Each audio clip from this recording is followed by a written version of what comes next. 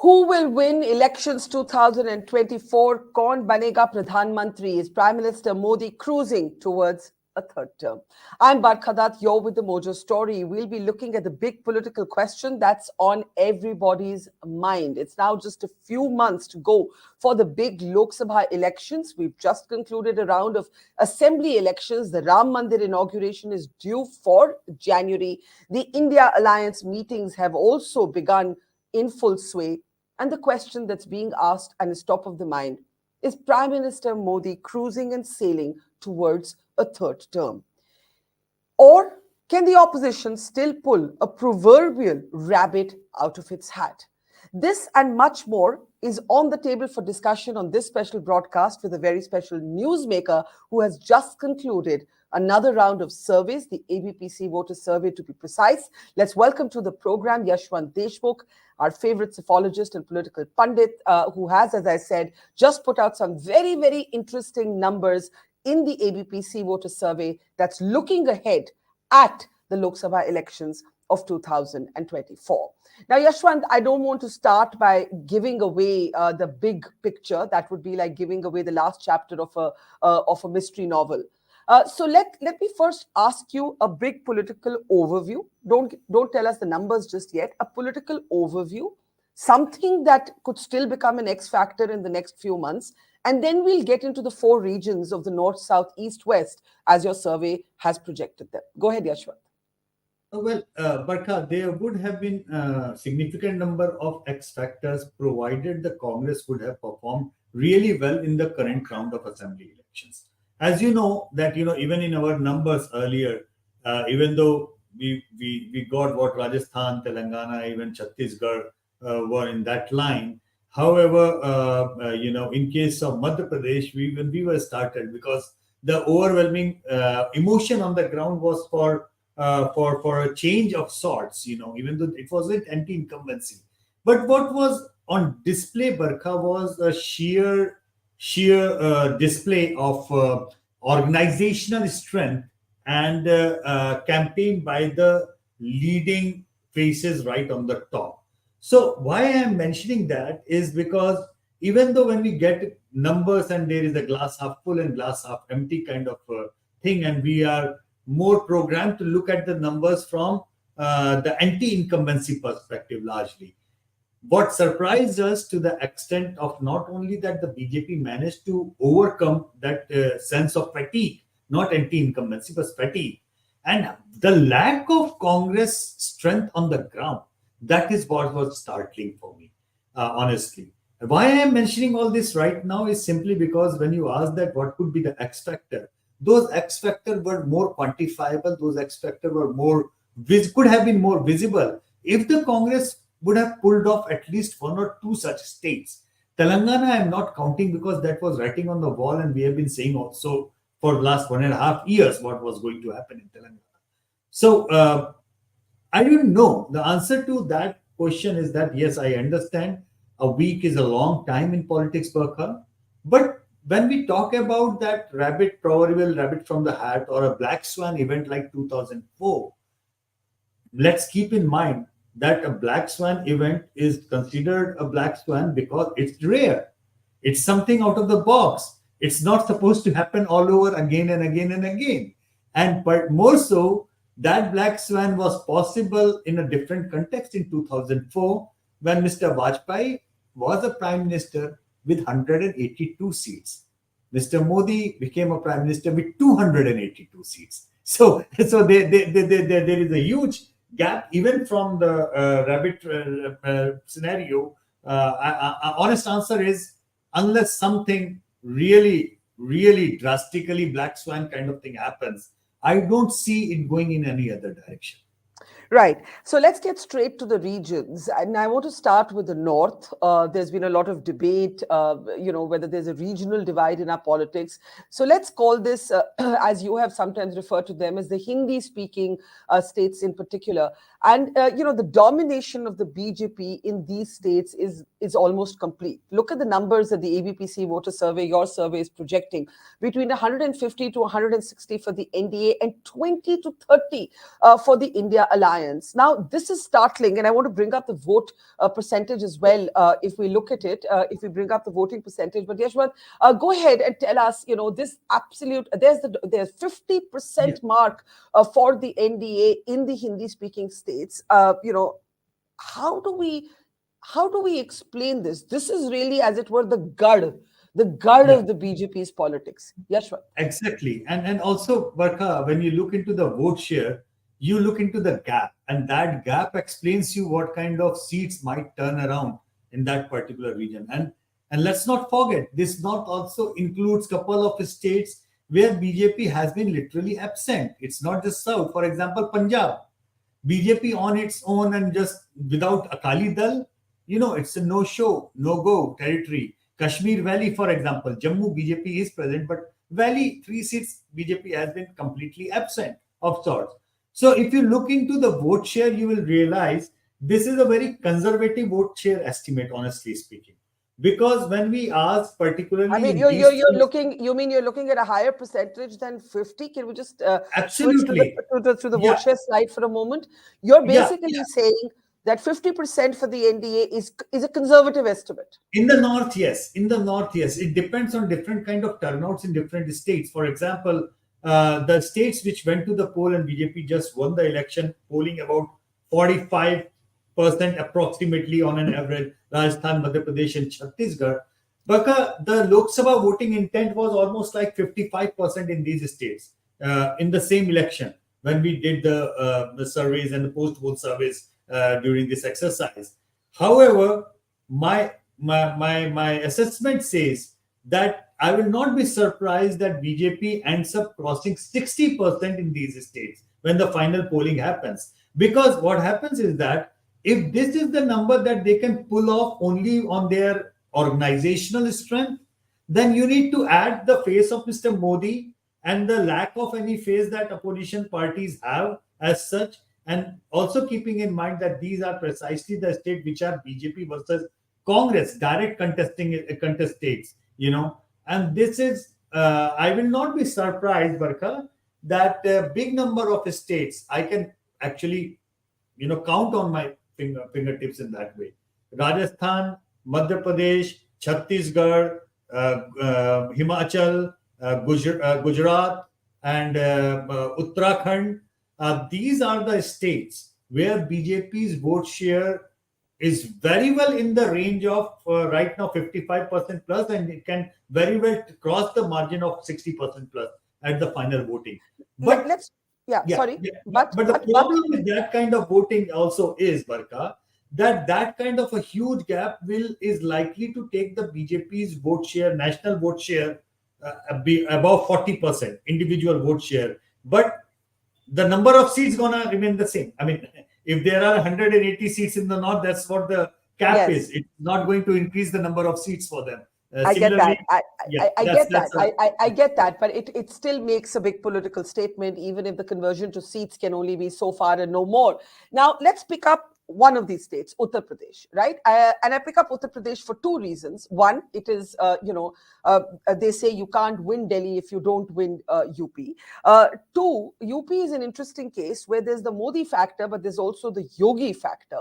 And three, there is the Ram Mandir inauguration that is going to take place with Tam Jham and a lot of sort of pomp and show in January. And there's already, before I come to the UP numbers, there's already a growing controversy over who's going to attend, who's not going to attend. For the Congress in particular, this presents a dilemma.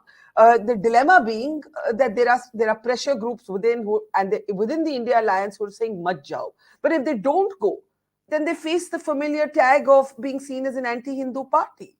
This is an unnecessary controversy. The verdict came from the Supreme Court. In my opinion, every political party of India should attend.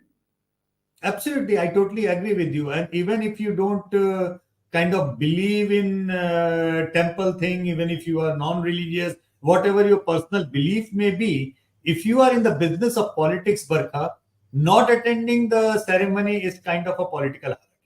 I mean, in as simple layman's term. So, yes, I understand that they fear that they are playing into the BJP's code, that heads I win, tails you lose kind of scenario. But what they are not realizing that, by not attending, they are giving further ammunition. Yeah. This is a problem with their game plan in entire thing. You may very well, and I have said this in more occasions than one, Barkha, that they can win elections being pro-Muslim, but they cannot win any election anymore by being treated or being branded as anti-Hindu. And not attending these functions will certainly add to their anti-Hindu branding. So you basically say that you understand the apprehension that the political advantage of any of the Ram Mandir movement will go to the BJP, but you're saying that there is a distinct disadvantage possible if parties like the Congress and others in the opposition in the India alliance choose not to attend. Absolutely. I mean, that is something with a head start. I mean, and I honestly speaking, I will not be surprised if Akhilesh Yadav actually goes and joins that, attends that. I will not be surprised if other opposition leaders who are really not bothered about the particular school of secularism or particular way of the definition of the secularism might, like for example, CPM has said that they are not going to attend. It's like their political ideology or whichever way. I mean, उनके पास खोने को कुछ नहीं है यार. I mean, look, come to look at it, come to think about it, they don't have anything to lose further. But I doubt that Congress should be doing that. If they do not do, it would be problematic for them. That's a very clear assessment as at the moment. Somehow, still, people are not really reading correctly the undercurrent of this event, or the undercurrent, or the significance or the importance of what is going to happen in Ayodhya. They are still, completely out of sync with what kind of impact this event is going to have. And if you do not go, it's one of those kind of things which are going to remain plastered with your image for rest of your life. That's what my assessment is. And when you say that you think that Akhilesh Yadav will, in a sense, break ranks if needed and attend the Ram Mandir inauguration, in a way, what you're saying is that the India alliance cohesion, ideological cohesion, will be tested on how different parties respond to the Ram Mandir movement. Possible. Say, for example, Akhilesh might decide to go, or Akhilesh might even say, I will not go on that day because they are making it a political event, but I will go for a darshan later on. Something of that sort. But I don't think that he will be probably boycotting for the sake of Muslim vote. I mean, that's how I look at it. I mean, even though politics is unpredictable, I may be totally wrong, but I can also sense that given a chance, Barkha, big number of even regional Congress leaders would like to attend, given a chance. But if Congress makes it a party line, thou shall not go, otherwise thou shall be suspended from the party, something of that line, then it's a difficult proposition. That's very interesting that even left to themselves, a number of Congress leaders would want to attend. Now it's very instructive what the UP numbers in the ABP-CVOTER survey are telling us. And I want you to talk a little bit about, in most of the other states, and we'll bring up those numbers, it looks like it's the Modi juggernaut all the way. But UP also has the Yogi factor. And of course, Madhya Pradesh had the Shivraj factor. It didn't necessarily make him the chief minister. Rajasthan, to a much lesser degree, had a Vasundhara factor. When we look at the UP numbers, can we just have the UP numbers on our screen for a moment? What do the UP numbers tell us? Look at the Congress. Look at the Congress and allies between 4 and 6. It basically tells you that there is no anti-incumbency with the BJP in the heart of the Hindi heartland, in the heart of India. There is no anti-incumbency at all. And there is no increase, no gain for the Congress. And it's even a party like the Samajwadi Party in UP. No, none, zilch, nada. Yes, we talk about that impact of double engine sarkar or Yogi and Modi combination over there. Yes, it is a pro-Modi kind of sentiment. Good thing about Yogi is that he is only adding to it. He is not taking anything away from it. So that's the impact of that.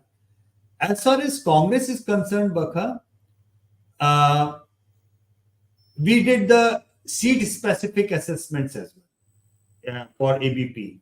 And our assessment at this point of time for Amethi was that the same candidates, the margins would be even bigger for the BJP candidate in Amethi. Number which is one. Smriti Irani. Yes, Yeah, I think we have that slide, and let's bring that up because there are two seats I want you to talk about: Amethi and Raebareli. exactly. Raebareli is currently held by Sonia Gandhi. Yeah. Amethi is, of course, currently held by Smriti Irani. Now, Exactly. talk a little bit about both of these seats. So if Amethi happens to the same kind of thing, Rahul Gandhi versus Smriti Irani, at this point of time, our trackers are showing the margins would be even bigger for Smriti Irani. Number one. Number two, Raebareli looks safer for the Congress, provided Mrs. Gandhi decides to contest that, or if at least she is replaced by no less than Priyanka Gandhi. Any third person on that seat, for example, Rahul Gandhi, if he contests from Raebareli, might probably win because of Sonia ji going there. So it has to be a Gandhi candidate in Raebareli for the Congress to hold on to Raebareli, basically. Raebareli. Now, two conditions. It has to be a Gandhi candidate, number one. And number two, it has to be with proper support of Samajwadi Party. God forbid, if there is no alliance between SP and the Congress, and SP decides to give a candidate in Raebareli, it's over.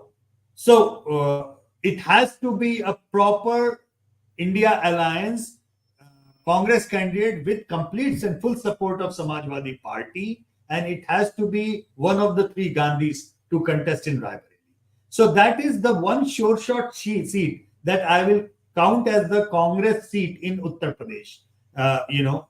Apart from that, rest of the seats, are Samajwadi Party seats and one seat to RLD, that too, if Jayant decides to contest himself, being very, very upfront about it. So barring that, so the Banpuri, Ajamgarh, family pockets with the family faces contesting upfront in those seats.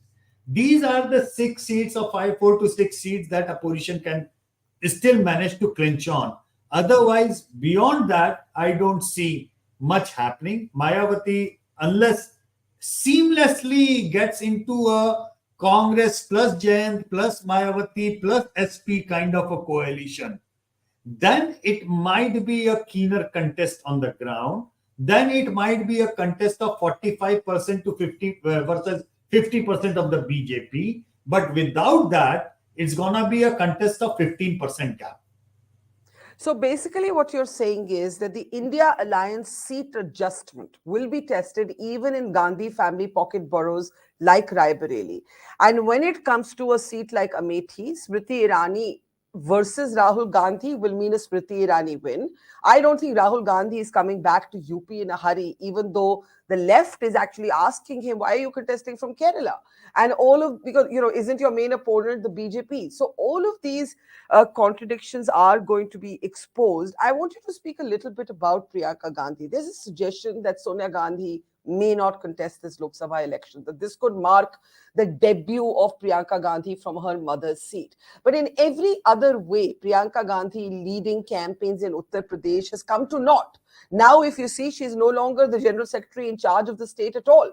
What does that tell us, Yashwant? Well, it's a sorry state of affairs, Barkha, because arguably from numbers, when I'm reading the numbers about different leaders and their popularity rating and their approval rating, Priyanka was their best bet in Uttar Pradesh, but unfortunately for them, they just wasted that bet in a bluff, kind of thing, in a blind bluff, playing a game of poker or whatever they call it in that way. Last assembly election was certainly not the election where Priyanka was supposed to be invested in Uttar Pradesh. If it was complete bipolarization of the state and Congress was just kind of crammed out from the competition. It was not even in the alliance with Samajwadi Party. Had they been in Samajwadi Party, still they would have made some sense that okay, 20-25 seat कुछ जीत के आ गए with 2 seats and 2.5% vote share, they are nowhere in the picture. So I think Congress wasted big time, wasted their name like Priyanka Gandhi, and I जिसके भी सलाह पे किया वो उनसे जाके पूछे. That's their headache. तो आपके मुताबिक प्रियंका का पॉलिटिकल career अभी तय नहीं हुआ. We don't know for sure what is her political worthiness. It is an untested or a wasted series of opportunities. Hindi में वो कहते हैं बंद मुट्ठी लाख की खुल गई तो खाक की. वो मुट्ठी खोल दी इन लोगों ने. यूपी इलेक्शन में enigma mystery सब खत्म हो गया. And she was a very good bet. Let me tell you, I mean, she was drawing bigger crowds than Rahul Gandhi. Any given day, whenever we have run the numbers between the two siblings, Priyanka's numbers were way more than Rahul Gandhi. No two opinion about it. Is that still the case after Bharat Jodo Yatra? That is still the case. That is still the case, by the way. But again, it is done and dusted. At least in Uttar Pradesh, it's not there anymore. You know, you have kind of wasted that one big thing that you had to encash anytime in the future. So imagine if it were a Smriti Irani versus Priyanka Gandhi battle. Not that I think it will happen. That would be a really good one.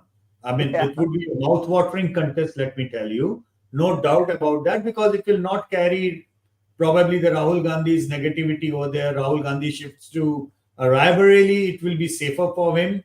And Priyanka goes on to challenge to Smriti Irani. But having said that, Smriti Irani has kind of worked on the ground that probably Amethi has not witnessed its elected member of parliament to work the way that she has. And it would be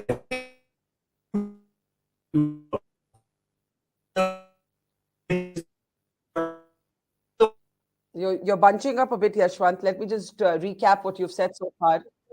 Yashwant Deshmukh making the point that Smriti Irani is slated to win by an even bigger margin in Amethi this time.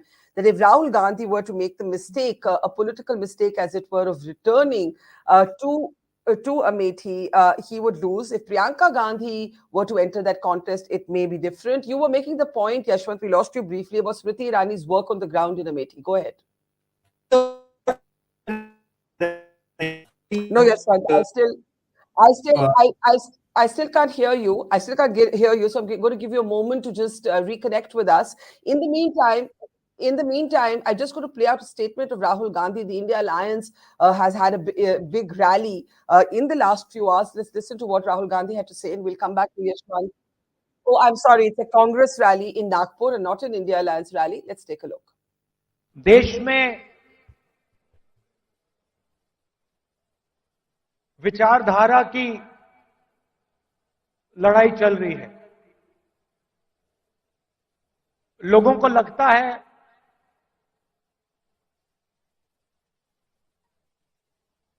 कि राजनीतिक लड़ाई है, सत्ता की लड़ाई है. वो है,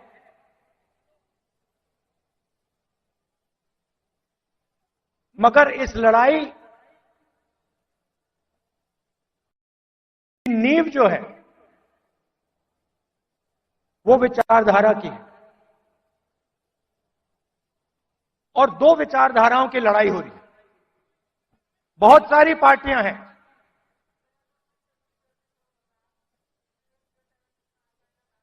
एनडीए में है, इंडिया अलायंस में है.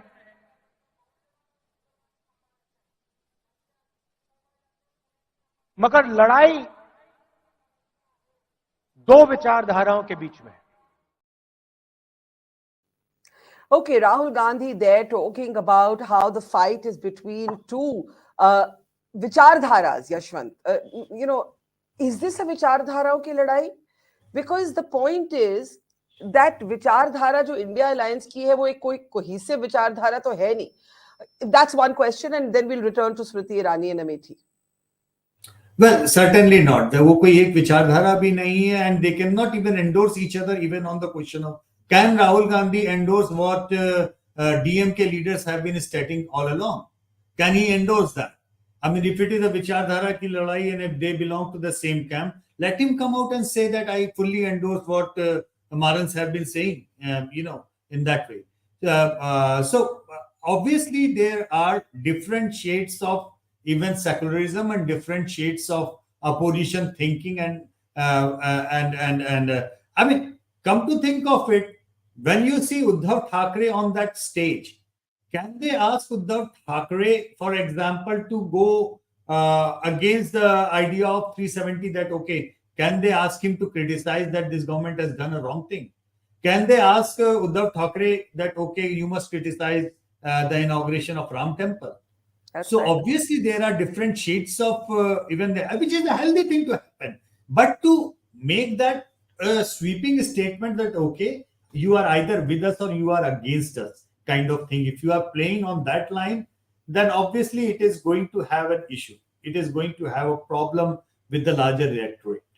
Absolutely. And I want to return briefly to UP and the point you were making about Rai Bareli and Amethi, once loyal Gandhi family pocket boroughs.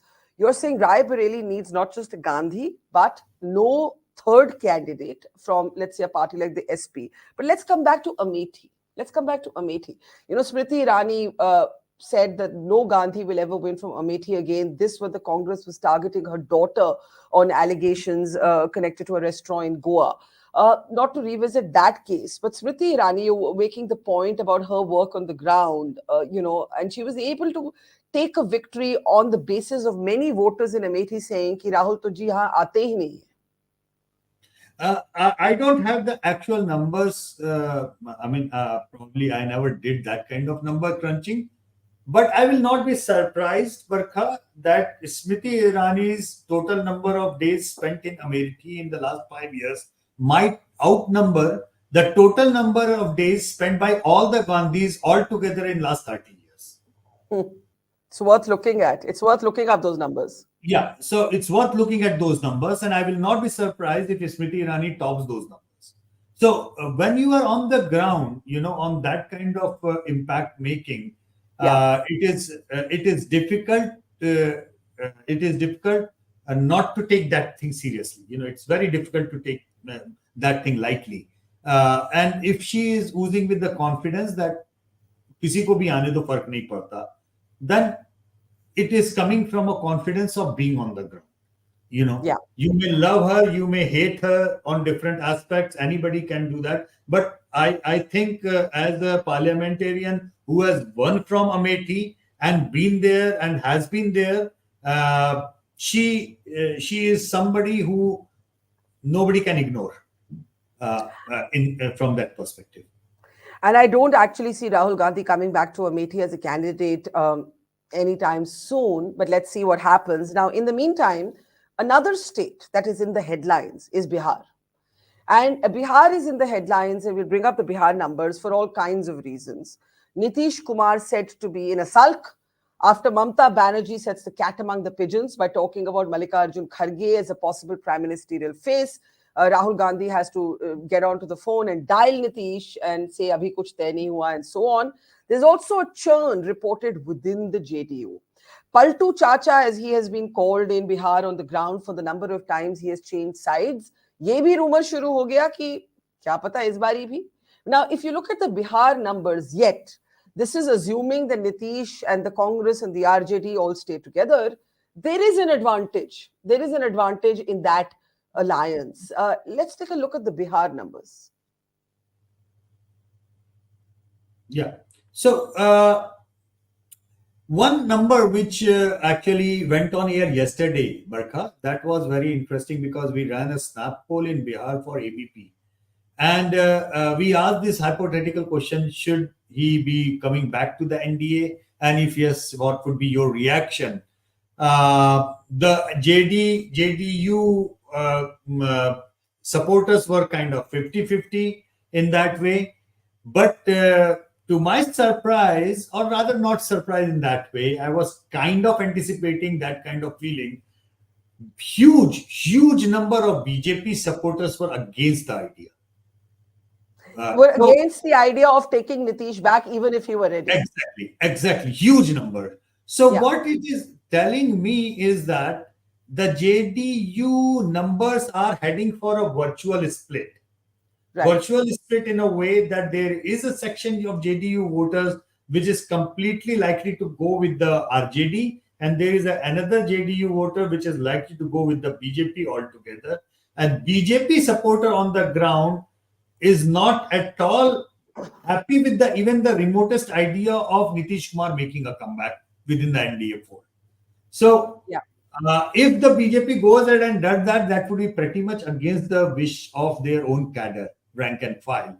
I don't know if the BJP leaders have those kind of numbers, or are they looking at those numbers very carefully or not, or they feel that arithmetic is more important. But the numbers on your screen where you see a Congress plus is basically RJD numbers. One prediction which I can make on your program as on today, Barkha, is regardless of which alliance JDU is, regardless of where Nitish Kumar is tomorrow, 2024 elections will come back with the historic low number of JDU member of parliament, no matter what the contest is. Is this election going to be Nitish's swan song in a way? Possible, because I have never seen the popularity or numbers or approval numbers crashing so drastically within a given period of time. The way I am looking at the numbers of Bihar Chief Minister, they are heading south in such an alarming way that defies gravity.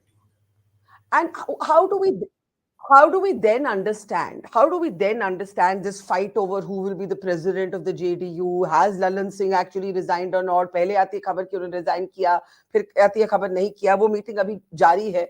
How do we understand how Nitish Kumar came undone in the way that he has? That today even a Mamta Banerjee can stand up and literally create what another journalist called calculated mischief by saying Mallikarjun Kharge ko aap declare kar dijiye. And that takes me to a very important point. Does the India Alliance need to declare a prime ministerial candidate? By calling it a Vichardhara ki ladai, it's the same old script. Well, Mamta Banerjee is a very intelligent politician, Barkha. She has done, great job for her party by saying this on two different parameters.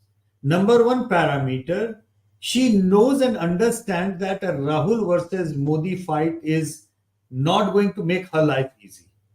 Taking Rahul Gandhi out of the equation and with a neutral candidate like Kharge, which doesn't carry the baggage of any negativity, she might still win majority of the seats in West Bengal on her own. She doesn't need, but she knows that for her campaign, Rahul Gandhi is a kind of liability. That's why, number one thing. Number two, as far as Nitish Kumar is concerned, she understands pretty well that his political stocks are out of favor at this point of time. Tejasvi Yadav is the one to bet for in Bihar. He is the future as far as the non-BJP opposition politics in Bihar is concerned. The lad is, brilliant. He enjoys significant popularity. Right now, in our numbers, he's the number one popular leader in Bihar as for the post of chief ministership. BJP doesn't have that kind of a face or any other face to replace him in that way. So he has the brilliant future. But as far as Nitish Kumar is concerned, his stocks are absolutely down, depleted, and out in that way. So Mamta Banerjee knows that. And that is why, rather than taking any name, be it Nitish Kumar, be it Rahul Gandhi, which might be a liability for her in West Bengal to campaign, she actually asked for a name, a Dalit name, a Congress president name, which doesn't carry, which is a kind of a neutral Greer kind of a thing for her. And then she can put her own step, her own engine, and take it to the next level. So she played what her requirement was. I still have the question about prime ministerial candidate, but let's come to it a little later because we've only looked at the north, and I want to shift gear now to look at the south. Now, there is a continued southern discomfort for the BJP when it comes to the south, and if you look at your projections, this is the part of the country where you expect the India alliance to perform the strongest. Uh, and here, it's not a clear pattern for one or the other party. So you have states like Kerala and Tamil Nadu where the politics are regional. You have a Telangana where your own projections seem to suggest a continued advantage for the Congress, even in the Lok Sabha polls. Sometimes the Assembly and the Lok Sabha can be quite different. So Karnataka, of course, is a different story where the BJP is once again forecast to sweep the state. So let's look at that's Karnataka on the screen. Let's look at the South in general first, and then we'll get to Karnataka and also to Telangana. So the 130 odd seats in South, BJP is absent in the 100 seats, Barkha. There is no rocket science over there.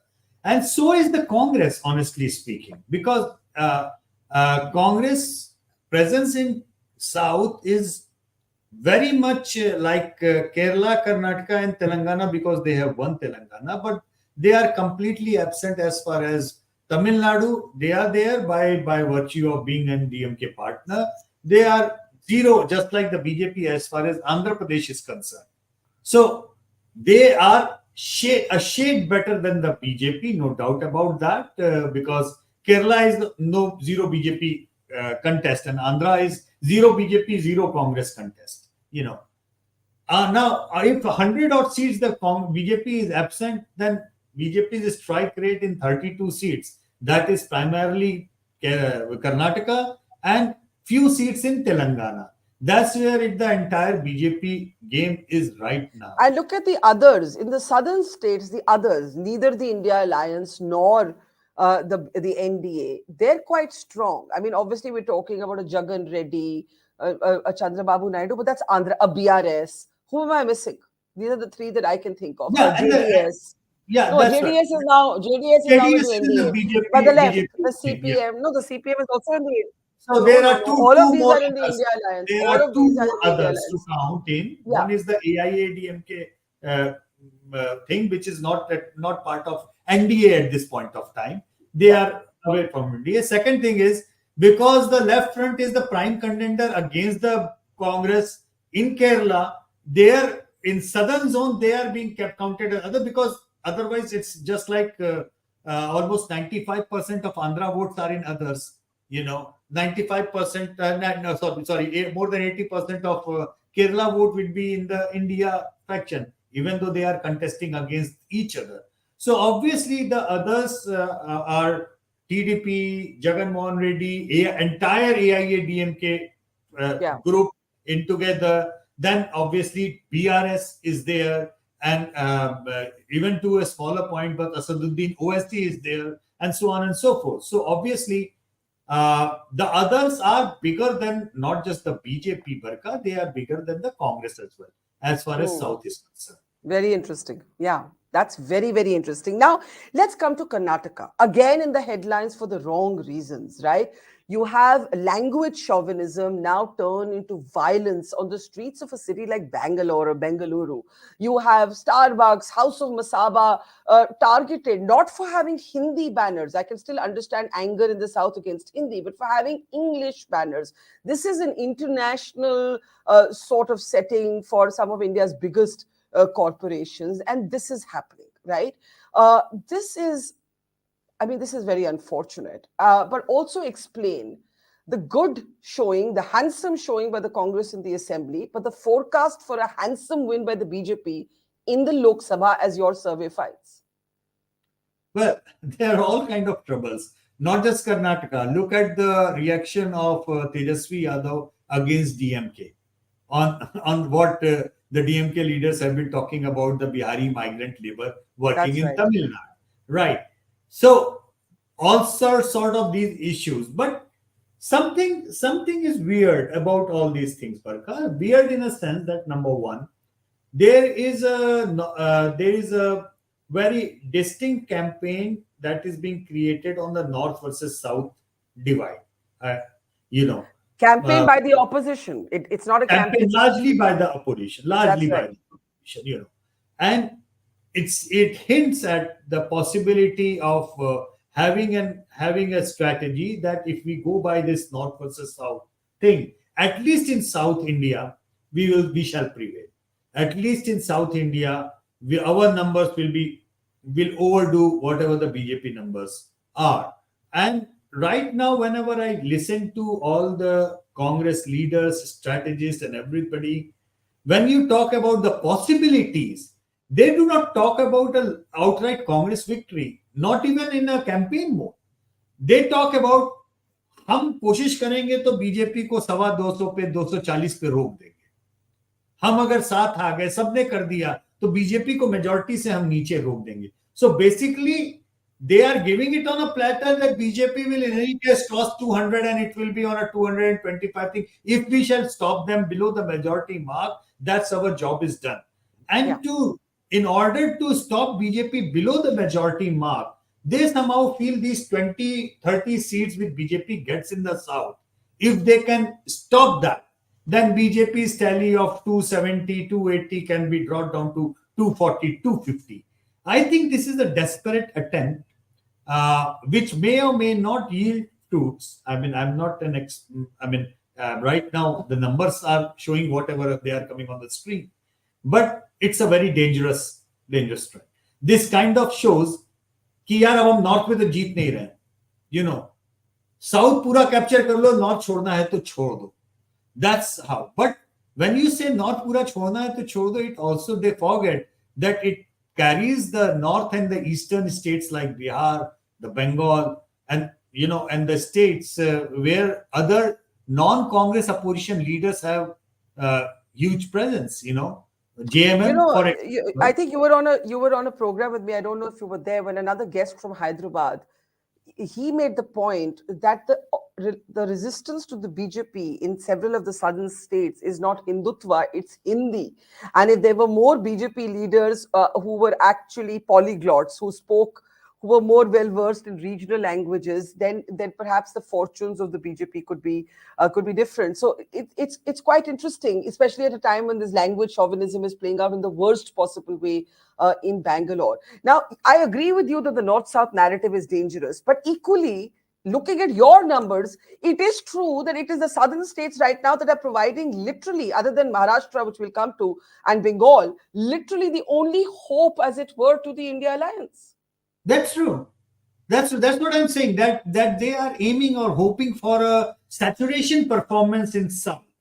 And they are trying to do whatever is helpful to go to that, reach that saturation performance. The way Modi is having a saturation performance in the North, they are trying to aim a saturation performance in the South. And once you have a saturation performance, the wild hope is BJP's tally goes down by 20, 30 seats for the South, and and that's where you stop the BJP. Doesn't work that way, because the collateral damage of the saturation in South is not just the BJP. The collateral damage is Tejasvi Yadav. Collateral damage is Mamata Banerjee. You see, I mean, you look into those numbers. Collateral damage is even Maharashtra politics. We are forgetting that. Maharashtra is not South in that way. So what they are risking is a much bigger proposition for the bringing the BJP tally to zero, for example, in the South. What they are risking is a much bigger number than what BJP is losing in the South. So that way, politically speaking, it doesn't make any sense. From the empirical number positioning, it doesn't make a sense, because if more 55 to 60% in rating in Karnataka, if Modi is scoring 40% plus ratings in Telangana, Modi is scoring more than Rahul Gandhi in Andhra Pradesh, where both these parties are absent, for that matter. Yeah. So there is a message which these numbers are telling you. Message is South has moved on from that kind of politics. That North-South divide politics is moved on, and it doesn't make any sense to have an anti-Hindi kind of campaign when knowing fully that Mr. Modi himself is not a Hindi guy. Just because he wins from Banaras doesn't make him a Uttar Pradesh person. His mother tongue is Gujarati. It's not Hindi, for that matter. Right. So I mean, that doesn't make any sense to majority of the people as such. So why do you think the BJP doesn't perform as well in the southern states? Because you clearly have made the point that Prime Minister Modi has individual popularity even in states like Andhra Pradesh, where the BJP is not a political factor. The BJP had great hopes from Telangana, and it did improve its performance in the assembly. But obviously, in the Lok Sabha, between 1 to 3 seats is pretty much status quo, no great growth. The growth is going to be that of the Congress, at least in Telangana, at the cost of the BRS. Why do you think that Modi's national pan-India popularity does not translate into wins for the BJP in the southern states? They've tried. It has mattered to them. It's not inconsequential to the BJP. No, they have tried. I mean, to be fair with them, they have tried. But I think it has largely to do with the 20 years politics post 1998, that BJP puts itself in a handicapped situation by putting all the eggs in the alliances basket. So they were completely relying on the alliance partners as far as southern politics was concerned. So it took really long curve for them to realize that, okay, we can win a majority in Lok Sabha even without getting any seats in the south. And that learning of that is something which is making them confident. Okay, forget about Tamil Nadu politics. Let's start from the scratch and see where it goes without the AIADMK, for example, or whichever way. Let's be ambiguous in Andhra Pradesh. In any case, we are not in the picture. We will do business with whomsoever wins from Andhra Pradesh. You know, in Kerala, for example, they have been touching 20% vote share, but lack of face. Lack of a credible local face who can be their chief ministerial candidate and take their brand of politics forward. Those are quite literally localized issues which has stopped BJP from entering in the south. They had a great chance in Telangana, by the way, but they faltered. They gave it away on a platter. They gave it away. They just dumped it because of their national politics again. So south was kind of sacrificed by the BJP again and again and again due to their positioning in the national politics. And I don't know. If I remind the audience right now again of the very critical number of 20% votes which the BJP polled in the United Andhra Pradesh back in 1998 Lok Sabha elections, without any face, 20% votes in United Andhra Pradesh. Can you imagine the kind of traction the BJP had then? And I want to pick up a number from your survey, and we'll study this more closely later, but we talk about the North-South divide. In 10 of the states you surveyed, you made this point, but I just want to underline it again. In 9 states, including Karnataka, where there's a Congress government, and Telangana, where there's also a Congress government, Modi is ahead of Rahul in terms of who should be Prime Minister. And the only exception is Punjab. Can you talk about this a little bit? That's true.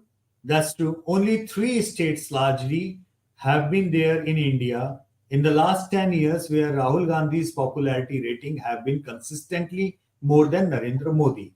Mm-hmm. One was Punjab, another Tamil Nadu, and third is Kerala. And if you look into the trend line, Barkha, the numbers are like that only. Rahul is ahead of Modi in survival in popularity rating, but the gap is reducing by the day. It used to be kind of 80-20 kind of a gap, and it's like kind of reducing. Right now, it's getting closer and closer. It's no more the same gap which was 10 years back. So that in itself tells you that this North-South is a oversimplistic construct. And just like the BJP has the Congress has no organization, for example, in a state like UP, a diminished, depleted organization, the BJP possibly has an organizational issue in some of the southern states. Yes, organizational issue. BJP has a decision-making issue. BJP has certainly issues of the face, barring local, Karnataka, regional states, regional faces, barring Karnataka. They had a grand opening in Telangana only because they had a good face becomes Bandi Sanjay. But they dumped the face and the results went for a toss. So But Bandi facing, Sanjay lost. But Bandi Sanjay lost his own seat. he must have lost because BJP just took the pedestal away.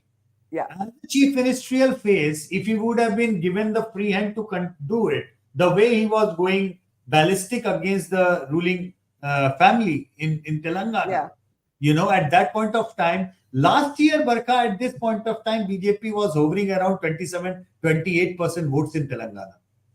Within 1 year, they crashed to 13%. Can you imagine that kind of thing? And the decision making with Yediyurappa, they had to bring back his son. So decision making, the absence of local faces, and organizational strength, not the popularity of the Prime Minister. No, not the popularity of the Prime Minister. Not the popularity of the Prime Minister, and certainly not the case of North versus the South. Not at all. And I'm really struck by this, that only like 3 states were Rahul more popular than Modi for PM, and that includes Karnataka. And that does not include Karnataka and Telangana, where the Prime Minister is more popular than Rahul Gandhi for the post of Prime Minister. Okay, let's move west. Let's move west, where there's some very interesting numbers going down in Maharashtra. But let's take a look overall at the west as we bring that up, Yashwant. What is your macro picture? No, this is the east. Can we go west? Yeah, there it is. The NDA is ahead. It's certainly ahead because you have, Gujarat there in the mix, right? Which remains now a very, very strong BJP stronghold. But when we look at Maharashtra, something very interesting is happening. There is an Uddhav Thackeray who's a leader right now without a party. There is a Sharad Pawar whose party has been split. And yet your survey seems to find that there is still life in the alliance of Congress plus the Uddhav Thackeray Shiv Sena and the Sharad Pawar NCPA.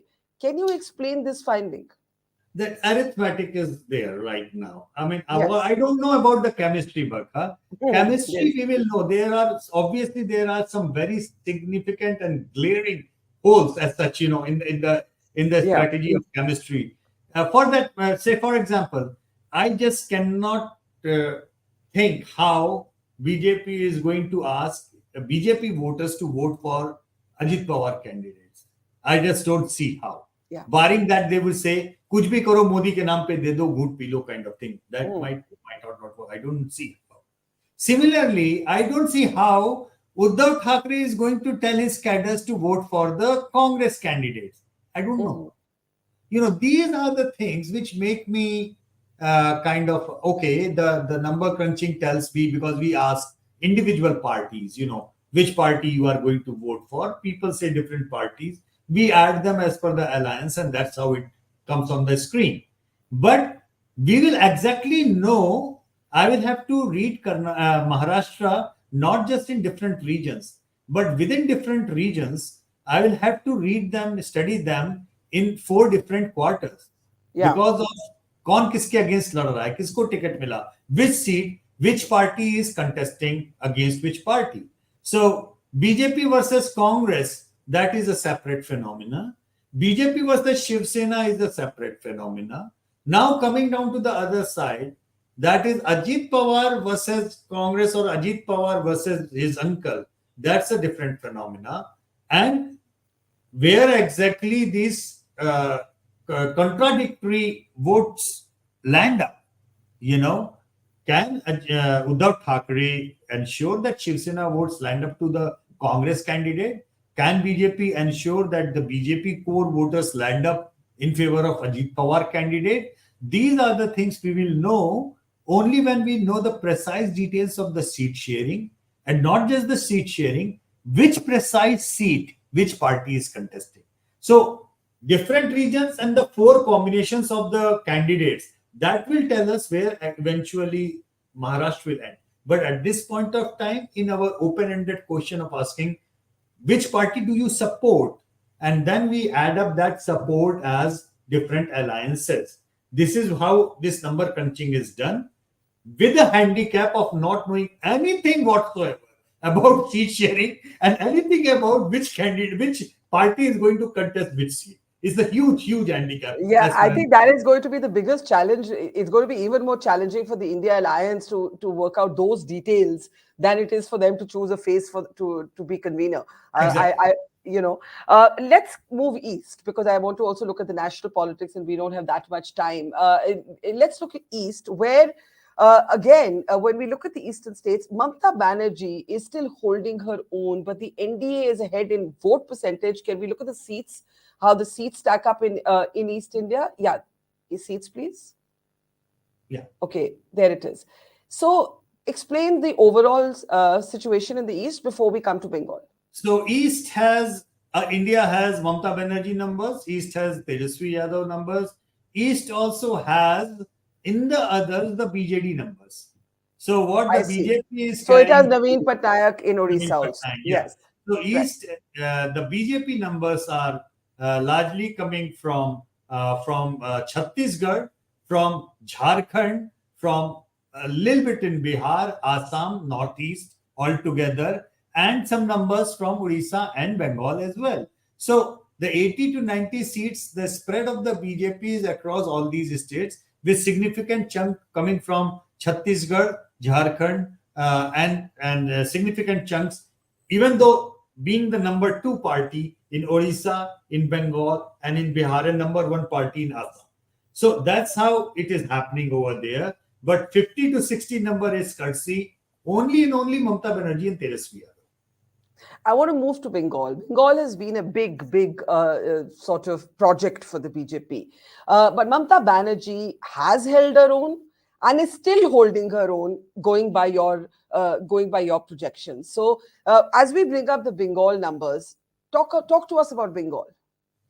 Well, I think Mamata is pretty decently placed as such, but she understands the danger of micro level anti-incumbency. When I say micro level, Barkha, if you look into the recent assembly election results, you will realize that people who have been winning really big number of seats in previous elections, they have been facing much bigger micro level anger because of non-performance of the sitting MLAs, non-performance of sitting MPs, and Mamata is facing a triple layer issue because she has captured the panchayat and local bodies. She has captured 200 plus MLAs, and she has the biggest number of MPs. So every layer of governance is right now buzzing with TMC governance. And that is a triple whammy that she has to counter only and only with her own personal popularity, just the way the BJP counters everything with the personal popularity of Prime Minister Narendra Modi. So that's her headache. Still, she is managing way better than any other opposition leader who is in power might be managing. I think Mamata Banerjee and Stalin are the two main leaders who are carrying the day for the India Alliance at this point of time. That's very interesting. Mamata in the east, Stalin in the south. They are leaders who are holding their own, not just at the state level and state politics, but also at the level of national politics. Now, one person we haven't spoken about before we go to the national picture is Arvind Kejriwal, right? And your numbers, I think we do have a slide for Punjab. I know I'm switching from the east suddenly to the north, but just to talk about Arvind Kejriwal, because there are reports that Mr. Kejriwal could be arrested. 3 of his colleagues have been arrested. But in Punjab, there is, mixed reports on the performance of the Bhagwat Mann government. But these are what your numbers look like. Explain these numbers. Yeah, the Akali and the BJP are contesting separately at this point of time. And both of them are no-go because about 16-17% range for each, unless they come together, their numbers are not crossing the threshold of, the winning vote percentages in Punjab. So essentially, it is AAP versus the Congress fight. That's what we are looking at. It is equally divided fight.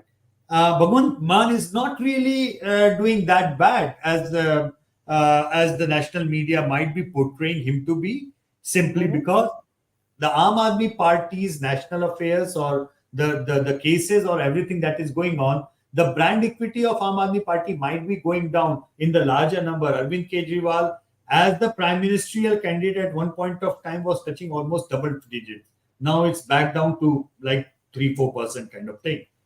That might be affecting the narrative of Aam Aadmi Party at large. But as far as Bhagwant Mann is concerned, numbers are not that bad for him. Because these numbers would be a huge improvement from one seat in the last Lok Sabha. Absolutely, it will be a huge improvement, and that's riding the wave of what they scored in assembly. It was a one-way traffic, and Congress is still a work in progress backing up. And Congress work in progress, by the way, these numbers are largely because BJP and the Akali Dal are separate. If the Akali and the BJP, their vote share are combined, and if they contest together in a very strong way, then I think the contest will become triangular, and that might bring actually the Congress numbers down rather than Aam Aadmi Party. Very interesting. And again, Punjab is the only state where, so this is interesting, right? The BJP doesn't do well in Punjab, but the Prime Minister is almost as popular as Rahul Gandhi in Punjab. And this is one of the only 3 states you've surveyed where Rahul Gandhi is ahead. But that difference isn't major. No, it's not major. And if you look into our tracker, the same question 2 years, 3 years, 5 years back, you will see Rahul Gandhi's lead over Modi was in 20%, 25% kind of lead. So it's not that the Modi numbers have gone up big time. He has been hovering about 25, 30 kind of thing. Yeah. The Rahul Gandhi numbers have stacked down largely because one big section of Punjabi voters, they pick up the name of Arvind Kejriwal, roughly about 20% of them, as their prime ministerial face. That is coming from what shall I say? From the kitty of Congress or Rahul Gandhi. That's where the numbers are going. But yes, the gap is not big, and 30 to 35% is the traction that Akali and the BJP vote share, combined vote share even today has. So if they or will not, they will not contest together. That's a prime question. But from the seats perspective, both these parties right now are a North starter. Fascinating. Now let's look in the end at the national picture.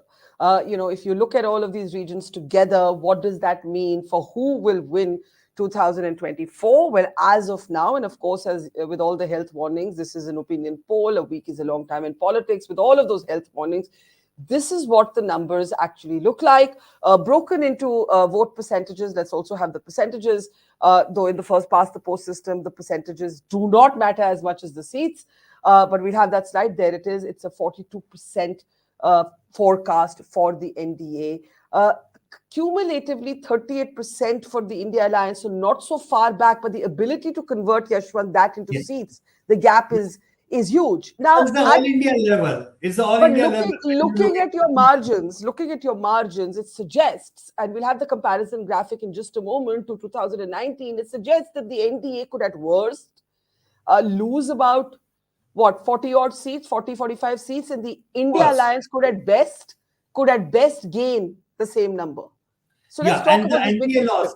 Two things very quickly, Barkha. First of all, the perceived loss of NDA seats are basically the loss of NDA ally seats. That is the Shiv Sena and the JDU. Not beyond that. As far as the BJP is concerned, there is no loss of seats in that way. Number 2, same goes with the vote share thing. The perceived loss of votes is also the same. 3 big alliance partners, that is the JDU in Bihar, Shiv Sena in Maharashtra, and Akali Dal in Punjab. And of course, AIADMK in Tamil Nadu. That's the 4th one that is not counted in the NDA vote share. Having said that, the gap of 42 to 38 with the national level looks at 4%. Some viewers may say, बहुत थोड़ा gap है, बहुत ज्यादा नहीं है, इतना तो आपके मार्जिन ऑफ एरर में भी आ जाएगा 3 से 5% के अंदर. But the thing is that the gap is not the same. I want to just switch to that slide because I was struck by that. Can we go to the slide which has the vote percentage compared to last time, the 2019 slides, please, if we can. Now, people will say to you, कि भाई ये Yashwant, ये देखिए तो 3% difference है, और India Alliance is at the same vote percentage. This is very confusing. So please explain. So very easy to understand. When you look into the vote share, Barkha, from the region's perspective, you will realize that BJP is having a kind of 15% lead in the North India. The opposition has a 15 to 20% lead in South India, so on and so forth. So the gaps at the regional level are huge, really, really huge.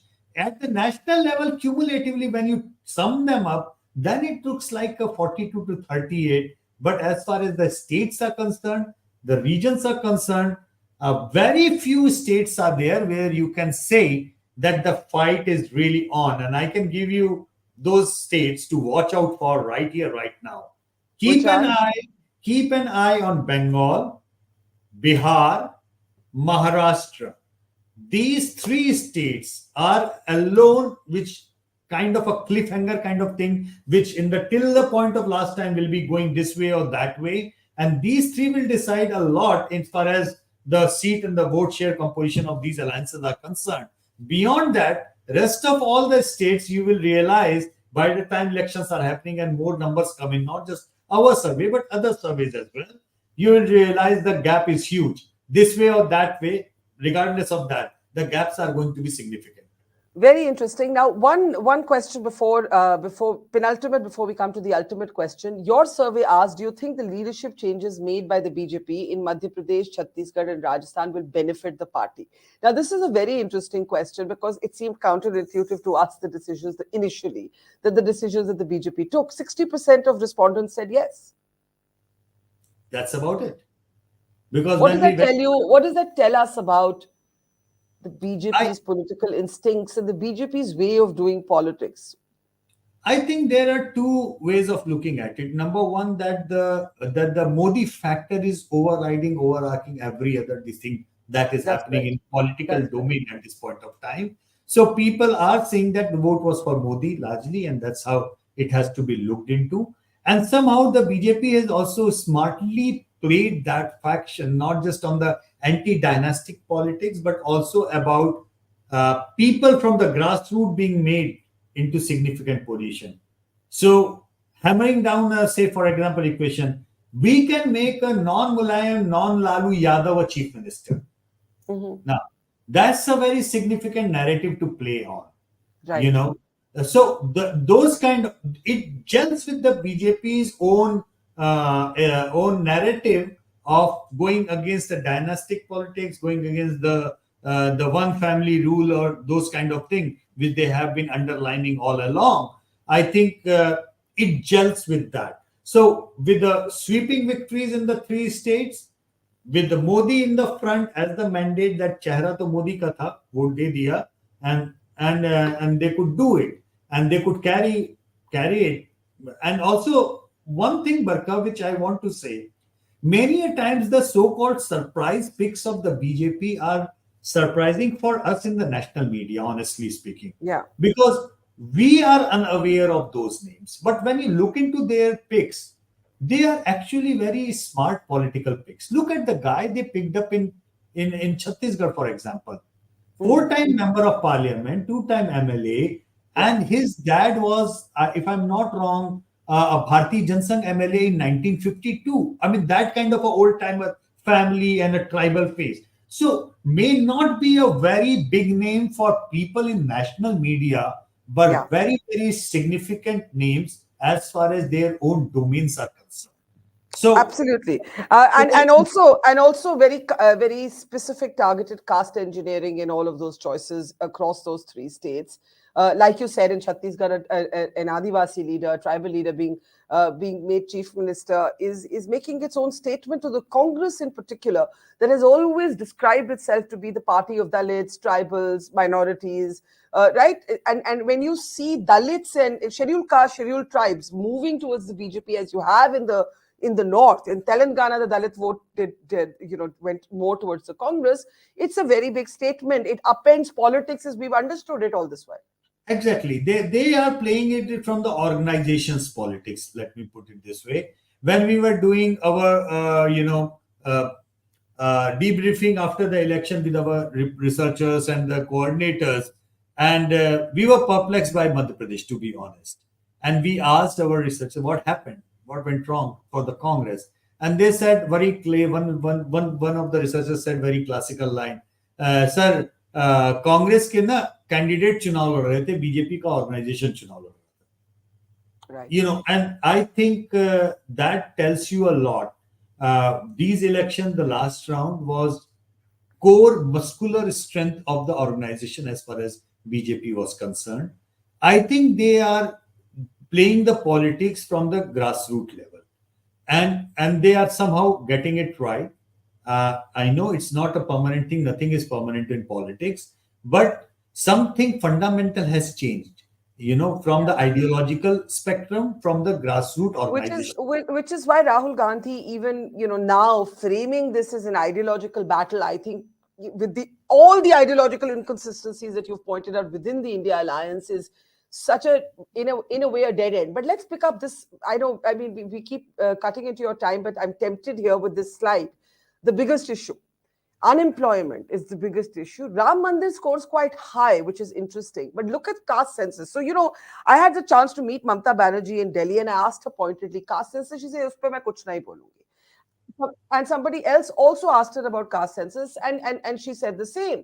And she was very clear that caste census has lapsed as an issue. It's not an issue for us.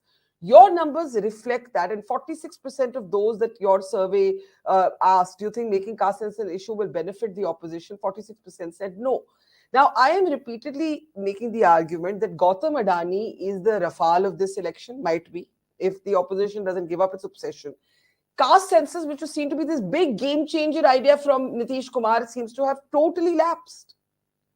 It's the Mandal. If we are looking from the lens of Mandal and Kamandal, the ideological battle was what we call as the umbrella Hindutva, Yes.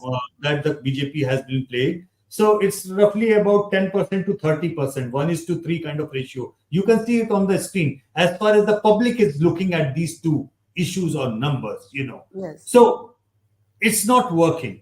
Number one, it's not working the way Rahul Gandhi or others might have thought about it working. Is Rahul Gandhi wrong in picking up this issue of ideological line and these things? No, he is not wrong. For him, unfortunately, the organizational strength is absent to take on these issues and play it out. Right. So he is picking up the issue, thinking that he has a bandwidth on the ground, which will play all along, which unfortunately he doesn't have. On the other hand, BJP is picking up an issue or umbrella Hindutva or anything that they wish to, but they are following it with the organization game plan to carry that narrative, carry out that messaging.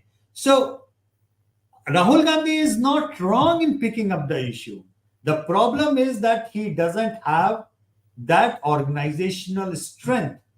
And in absence of that organizational strength, not only the issue that he is picking is looking wrong at this point of time, it is electorally looking unsustainable at this point of time.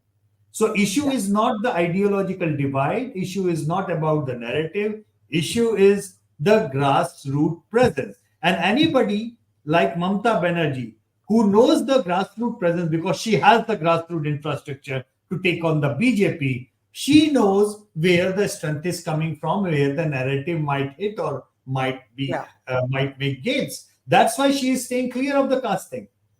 So you need to look into different India Alliance people because all of them are playing local politics. None of them is playing the national politics, barring Rahul Gandhi.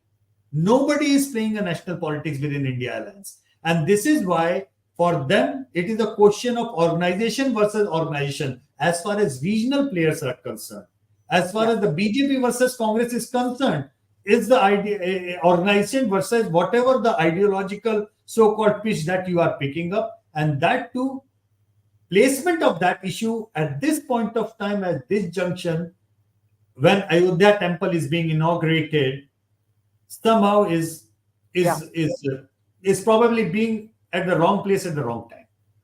Finally, what should be the priority in your estimation, bases your numbers and your political understanding of the India Alliance? What should it be? How badly do they need a face to lead them? The face is immaterial at this point of time. Now it is way beyond that. I think if at all they want to contest good, they should listen to their regional leaders. Because regional leaders want to make the contest regional. They don't want to make the contest national against Mr. Modi. So if they can contest, because 2004, look into the 2004 mandate, that happened only because it became a local contest. They did not make a national election. Right now, the more and more the Congress will try to make it a national contest, it will be problematic for them. The regional alliance partners of India Alliance, they know this thing very well. And that's why they are trying to, saying, okay, Rahul Gandhi nahi chahiye, yaar, bana do, Khadge ji ko bana do. At least Modi unke upar, being a Dalit, he will not attack. BJP cannot attack Mr. Khadge, Just leave it. Leave your trolley in a neutral gear. But in your survey, in your survey, Mr. Khadge was not an option when you polled who should be the face. And Rahul was the top choice because the other choices that you surveyed were Mr. Kejriwal, Mamata Banerjee, and Nitish. Right. Because a huge number of Indians do not even know Mr. Khadge. That's right. The problem with Mr. Khadge or the solution with Mr. Khadge is that huge number don't know, can't say category. They don't know his name. They don't know about him. They don't know much about him, which looks like a liability. But in the spreadsheet of Mamata Banerjee, that's an asset. So, all right. that's why Mamata is looking at him as an asset. A big number of Bengalis saying, "Ye Khadge ji kaun hai? Hami jani na." So, wo jo hai, wo unke liye asset hai. That's how she is looking at that number. Well, fascinating. We could go on, but we leave it there. It's a lot to think about. Thank you, Yashwant. These numbers do tell a story, as all of your surveys do. And thank you for taking us through them. We hope to have you back as you have more numbers and more trackers. Thank you for talking to us and have a great New Year. Thank you. Happy New Year. Bye-bye. Mojo Story has always made a commitment to its viewers to go to where the story is. And as you can see here, we are at the epicenter of the Israel war on Gaza. We are right at the front line, about 1 mile from the Gaza Strip, as the Israeli military gets ready with its tanks and its gunners to begin its final frontal assault that will take troops into Gaza. As we said, we are not like other organizations. We believe in giving you all sides of a story objectively and as much as possible from the ground. And that's exactly what we're doing here, covering the biggest global story today from the epicenter of the war zone. So please, we need your support. Support us, become a Mojo member, subscribe to us, spread the word, and thank you for your support.